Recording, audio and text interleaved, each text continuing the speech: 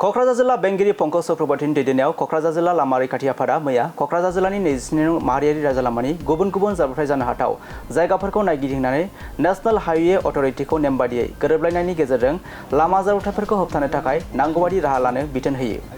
हाबाफारिनि बाहागो महरै जिल्ला कमिशनार पंकज चक्रवर्तीनि दैदेननायाव क'क्राझार जिल्ला लामा रैखाथिनि कमिटिया मैया एबा समबार बेलासियाव कसुगाव बास स्टेन्ड स्कुवेराव नुजाथिफैयो आरो हादोरारि राजालामा बिगोमा आरो जायगानि अट'रिक्सा सालायगिरिफोरजों बे जायगायाव जाफ्लेबाय थानाय जाब्रबथायनि जाहोन आरो होबथानायनि राहाफोरनि सायाव सावरायलायो। हाबाफारियाव नुजाथिफैनाय गोजौ थाखोनि मावख'गिरिफोरनि गेजेराव क'क्राझार जिल्लानि senior police superintendent of police Akshay Garg, उफ्रा पुलिस सुपारिनटेन्डेन्ट आजेजा गलिनार, जिल्ला हान्थामेला अफिसार धजेन बसुमतारी आरो हादरारि राजालामा बिगोमानि मावख'गिरि बिथांमोनाबो बाहागो लायो। आच्छा, बे नोंथांमोना निश्चय नुगासिनो दङ बे क'क्राझार जुरिसडिक्सनाव थानाय बे NH कारिगावनिफ्राय आप टु श्रीरामपुरसिम बेखिनि स्ट्रेचआव बिराद बुरजा एक्सिडेन्ट जानाय रेकर्ड दङ।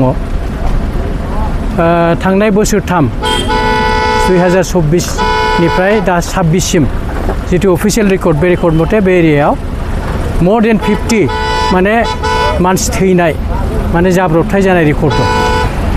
दा बबे जायगायाव बेबादि जाब्रबथाय जागासिनो दं बेखौ नायनानै बहा बांसिन जादों, जाय जायगायाव सानै बा बेनिख्रुइ बांसिन थैदों मोनसे जायगायावनो मोनसे लकेसनावनो, बेफोरबादि पइन्टआव दिनै जिल्लानि बेंगिरि बिथां, पुलिस बिफाननि बेंगिरि बिथां आरो डिस्ट्रिक्ट सेफ्टि कमिटिनि गासैबो मेम्बारफोर जयै मानो एक्सिडेन्ट जादों आरो बे एक्सिडेन्टखौ मारै होबथानो बेखौ लानानै दिनै मोनसे हाबाफारि लादों। आरो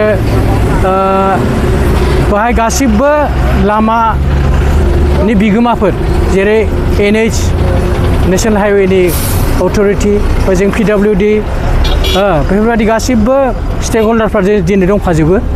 दा बिथांमोनखौ मा खालामबा बे एक्सिडेन्टनिफ्राय गनो हागोन बेनि रिमिडियेल मेजार्सफोरखौ बिथांमोनखौ बुंनानै होनाय जाबाय आरो खुब खम समनि गेजेरावनो बेखौ माने बिथांमोना मावनानै होनो होननानै माने दिनै रादाय होनाय जाहैबाय। नुनो मोननाय जादों जे गोबां ओनसोलफोराव गथ'फ्रा माने बिराद उसुबिदा खालामबाय गारि सालायनाय माबाफ्रावहाय। आच्छा, ट'ट'नि खोथाया ओरैबायदि माने ट'ट'आव पारमिट होननाय बेबादि गैया। दस्रा गारिया जेरै पारमिट थायो जे ओइ मेला मेला सालायनो मोनो, बैहाय मोनो, नैबे डिस्ट्रिक्टआव मोनो, बै डिस्ट्रिक्टआव मोना, बेबादि मोनसे नियम थाया होमबा? ट'ट'आव बे नियमा गैया।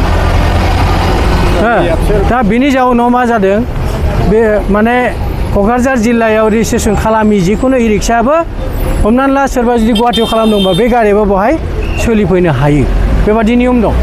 खिन्थु मोनसे मा, जोंनि इ रिक्सा जिथु नटिफिकेसन 2016 सनाव जिथु जुन मासाव नटिफिकेसन जादोंमोन, बे हिसाबै नेशनेल हाइवेआव जिखि जायगायावनो रेजिस्ट्रेसन जाया मानो नेशनेल हाइवे सालायनो मोना।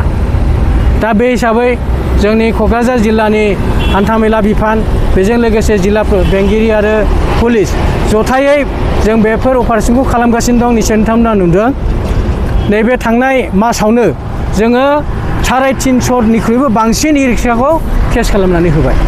आरो खालि केस खालामनायल' नङा, जों बिसोरखौ केस खालामनाय समाव केस खालामनायजों लोगोसे बुजायनोबो नाजादों जे नोंथांमोना बेवहाय नैबे नेशनेल हाइवे जिहेतु बिराद गिदिर गारि सोलियो, गतिके बेवहाय एथ' फिसा गारिया माबायदि कन्ट्रल जागोन बेखौ लानानै जों बिथांमोनखौ आरो नियमनि खोथाखौ बिथांमोननि खोमायाव जोङो सोनो नाजाबाय थादों आरो बे दाबो सोलिगासिनो दङ। आसा खालामदों जोङो जेब्ला पाब्लिकफ्रा मिथिजोबगोन आरो बे बेलायाव जोंनि जेनेरेल जिथु पाब्लिक जायफोर बाहायगिरि बिथांमोनाबो कनसियास जानायखौ जों लुबैदों। मानो होनबा बयनिबो हेफाजाबजोंसो बे खामानियाव जाफुंसारनाया सफैगोन। ओंखायनो आङो पाब्लिक मानिजाथाव पाब्लिकफोरखौबो आङो खावलायनो नागिरदों बिथांमोनहाबो नैबे हाइवेआव ट'ट' सालायनायाव जेन' बादा होयो। सारमैया फिसायाव मोनसे ट'ट' एस'सियेसना पार्कआव मिटिं लादों। बे सोरबा बे मिटिं खालामनायजोंथ' मानसि थैनाया लोब्बा गैया। बिथांमोना मिटिं खालामदोंब्ला एक्सिडेन्ट जानायखौ बन्द' खालामनाया मारै खालामनांगौ बेखौ रायज्लायग्रोथों।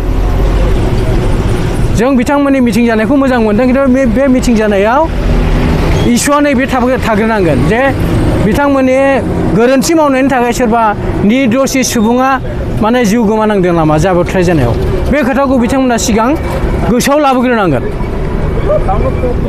मेन खोथाया बे बिराद मोजां खोथा बे एसोसिएसनखौ जोङो ज' लानानै मोजां लामायाव बोरै लांनो जों बेखौसो सिन्था खालामनांगौ दा आं मिथियाखै बेबायदि एसोसिएसन दादों होननानै दादोंबा मोजां आरो जुदि दादोंबा आंनो नागिरगोन बिथांमोनखौ माने बयनिबो हेफाजाब नांगौथ' बिथांमोना हयथ' मिथियाबो जानो हागौ दा मिथिहोनाया जोंनि दायथ' दा मिथिखांनायनि उनाव जुदि गोरोन्थि खालामबावनो नागिरोब्ला बेबादि इउनियनखौलाय जों मानो नांगौ गतिके जों बिथांमोनखौबो खावलायहरदों बिथांमोना जेन' नैबे जाब्रबथायनि खोथाखौ गोसोआव लाखिग्रोनानैसो जिखुनु डिसिसन लायो